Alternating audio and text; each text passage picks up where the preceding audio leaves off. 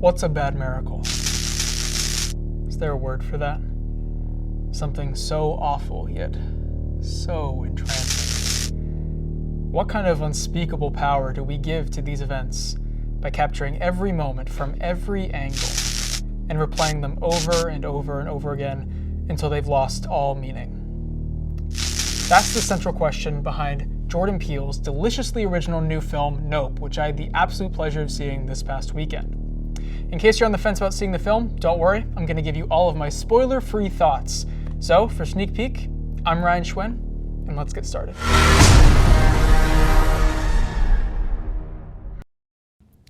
Nope is written and directed by Jordan Peele, whose previous work, 2017's Get Out and 2019's Us, have quickly made him an icon of genre cinema.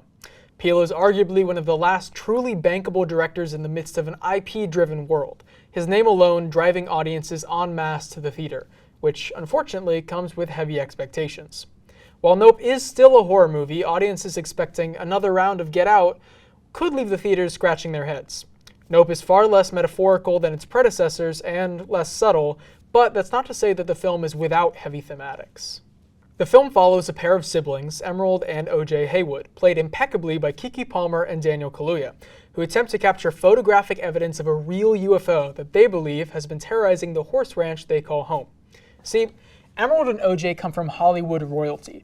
They're descendants of the first ever movie star, a horse rider who was the subject of Edward Muybridge's first camera test way back in 1878. Of course, that legacy has been lost. The Haywoods are on the brink of selling their business as their skills at horse wrangling and training are quickly being replaced by CGI.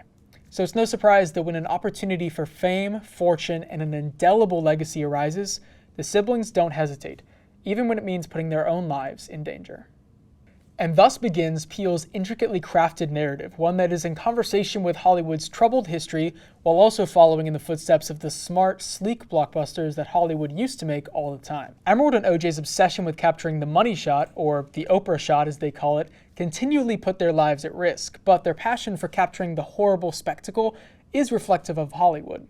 This is a movie that stares into the eyes of the beast that is cinema and the film industry, an industry so uncaring and cruel, so much so that a traumatized former child star, played by Steven Yeun, has to run a tourist trap to scrape by, and a Hollywood royalty are down to their last dime. Of course, the film is not just reflective on the industry, but on its audience as well. Why do horror fans cheer for the killers in slashers? Why do they delight in the darkest and most violent notions of the genre? And of course, it's not just about our reactions to films, but also to filmed versions of reality.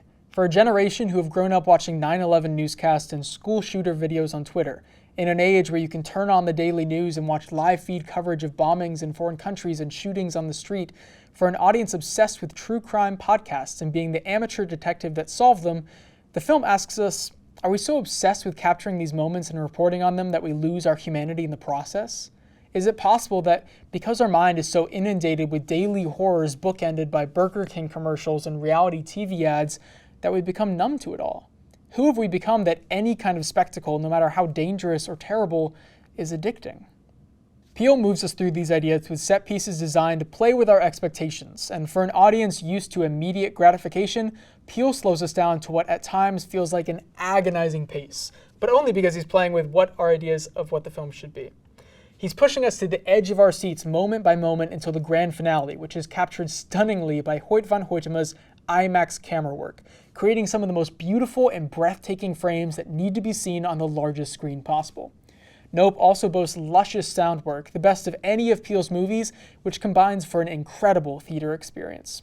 Of course, with this slow pace, we need quality performances to keep us consistently engaged. I mentioned briefly Palmer and Kaluuya's stunning performances, both of which are quite different but complement each other perfectly, showcasing exactly why Daniel Kaluuya has become one of the best actors working right now, and showing us exactly how badly Hollywood needs Keke Palmer in the spotlight. They're surrounded by great actors, including Steven Yeun, proving just how great he is, Keith David in a small but essential role, and Brandon Perea, who is an absolute talent. Now, I won't lie and say that Nope won't be controversial, because it already is. Some people will dislike it, but some, like me, will absolutely love it. I think part of it is in managing your expectations for what the film should be instead of what it is. If you try too hard to know what the movie will be beforehand, you might be disappointed, because the joy in Nope isn't some big twist, but in the overall journey.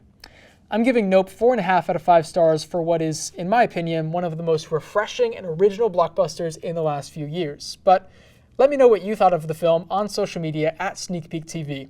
That's all from me. I'm Ryan Schwen, and I will see you next time.